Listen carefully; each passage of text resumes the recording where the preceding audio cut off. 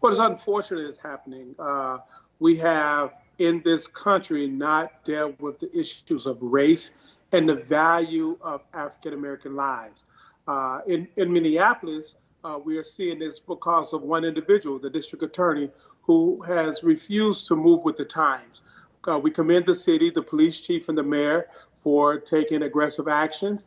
It is undisputable that the camera positionings gave us the facts of what was taking place. Governor Tim Walz recently addressed the public, and he said that there would be a reckoning of the inequalities that led to this event. What does that look like to you, and what do you think needs to happen to bring about equality in terms of not only what's happening in Minnesota, but throughout the United States? Well, last year, the NAACP, we issued an economic report on the city of Minneapolis. And we had a forewarning in there if the gap in social mobility, economic opportunity was not closed in that city, it was like a powder keg. Something was bound to take place. And what we've seen this past week is that something taking place. What about elsewhere? Because this is not the only time this has happened in the U.S. Well, unfortunately, we've seen this pattern for far too long. NAACP, 111 years old. From 1920 to 1933, we used to hang a flag out of our window, say another man was lynched yesterday.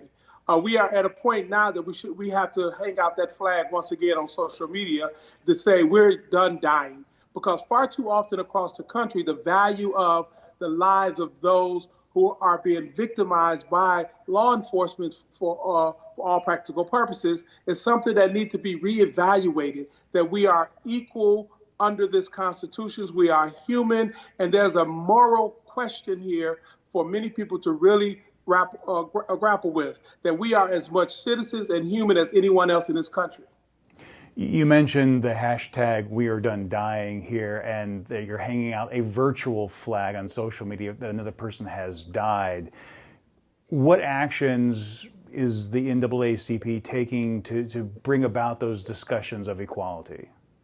Well, we are moving the discussion so people could take action. The action for us is in November at the election poll. Governor Walz said that there would be swift justice for the officers involved in this incident. What does that look like?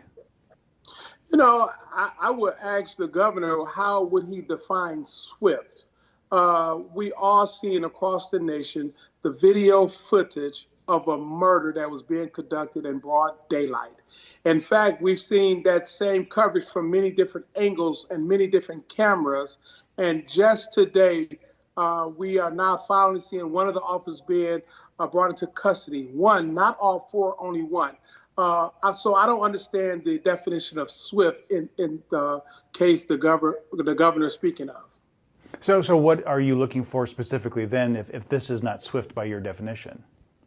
Well, you know, if this was a civilian, if this was an African American, there would not have been a delay of a week or more just for charges to be brought. We would have seen it immediately because the evidence they were claiming that needed to be evaluated could not have superseded the video footage from several cameras of what actually took place. Taking everything that's happened this past week into consideration, what are you most hopeful for? Well, we're hopeful that as we move forward, that nonviolent, peaceful protest is an indication that the system has broken down, that there is no true justice. But when the justice system actually works for all of the community and there are opportunities for all of the communities, there will be no need for these type of protests. As NAACP, we absolutely oppose rioting. That never solves anything, but peaceful protest is a way for the citizens of this country to bring forth grievances of injustice as we see them.